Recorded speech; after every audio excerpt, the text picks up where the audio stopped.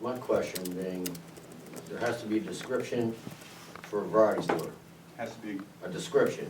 It has to be one for a grocery store. Do we let a grocery store come in there, or do we let a variety store? there really isn't one. Why And the not? only way, One's allowed more parking than the other, 42 spots for a Yeah, variety that's it. store, and that 50 some more for a grocery store. If that is a variety store, and if it's a percentage of groceries allotted to sell there, to classify it as a variety store, correct? Mhm. Okay. And if it is not following that classification, are you with me? Mhm. Okay. My question would be, does the county be the enforcement agent over such a thing? Enforcement in what way?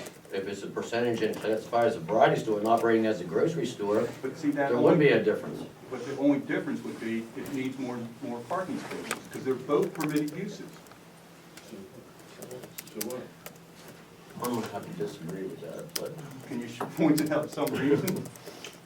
I mean, it's a situation where there may be, there's a difference of opinion as to what was testified to, whether it was a variety store or a grocery store. But the bottom line was, both of them were permitted. And the only difference, as far as the site plan review is concerned, is the number of parking spaces that are required. That was resolved. No, it wasn't. you know, the questions were brought to me, I think it is, in the crowd, they do have valid questions, and they bring them to me, I bring them to you. And that's, Maybe you should hear some of the, no, that's why I went through the whole idea. and I read some of the transcripts, which I do have, and I clearly, you know, after reading it, I don't agree with you with the way it was the difference between a variety store and a grocery store. Okay, fine, then it's a grocery store. What do you do? The parking was We weren't told a resolved, grocery store was gonna be put in there. But- We were told a variety store was going but to be both put are in. permitted under your ordinance. If you want to change the ordinance, then you guys do it. But we have to deal with the ordinance as it is written.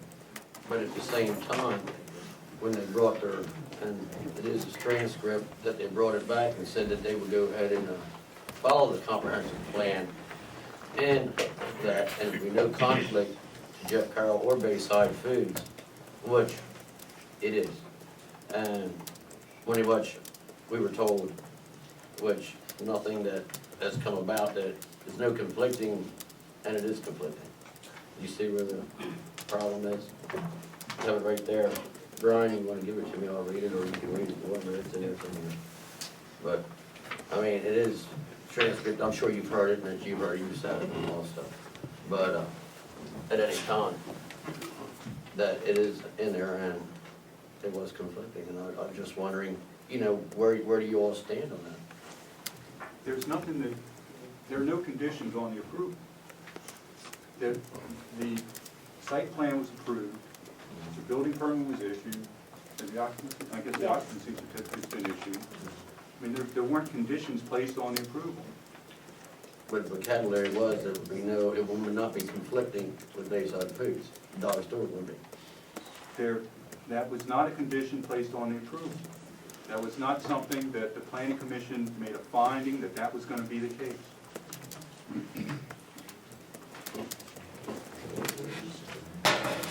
Gentlemen, my name is Ann Ogletree. I represented Bayside Foods at the preliminary hearing.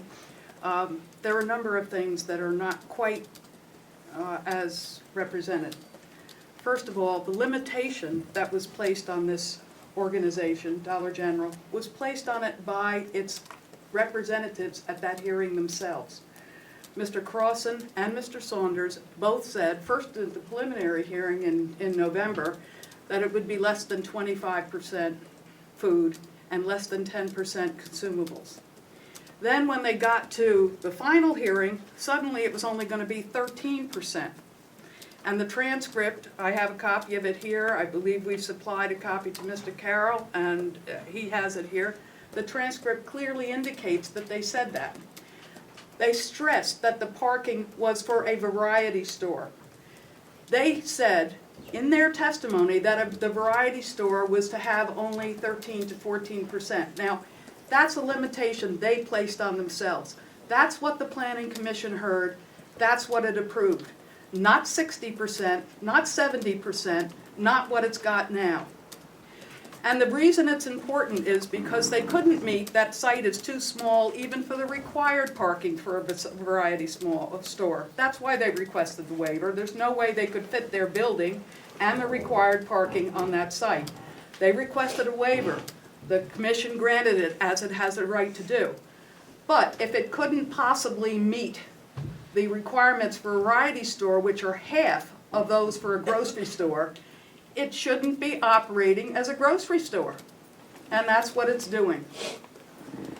I point out that the Family Dollar hearing several months later, it was determined that Family Dollar, which sells exactly the same percentage, is a grocery store. Now, we had a right, it seems to me, that if they say they're one thing, then they ought to be held to that standard. If they say they're a variety store and they're only going to sell 13, or let's take their higher figure, 25%, they're well over that. They are a grocery store, they're operating as a grocery store, they are in violation of the parking requirements because they are a grocery store and are acting as a variety store. And it seems to me that the citizens of this town have a right to have their ordinance enforced. Either they get the additional parking or they do what they said they were. And they set those limitations. No one here. The Planning Commission had an absolute right to rely on those limitations. Would the Planning Commission have approved it if they knew it was 70%? I only point you to the Family Dollar hearing where they didn't approve it. They said it was a grocery store. So I think, gentlemen, that if this ordinance is not enforced, and enforced by Ms. Murdoch, who's told Mr. Carroll that she would enforce it after the fact, after the hearing, she said that. She isn't saying it today, but she said it after the hearing on at least 3 occasions. And now all of a sudden it's not enforceable? Something's wrong here. We're just asking that we be ethical and we do what's right. Thank you.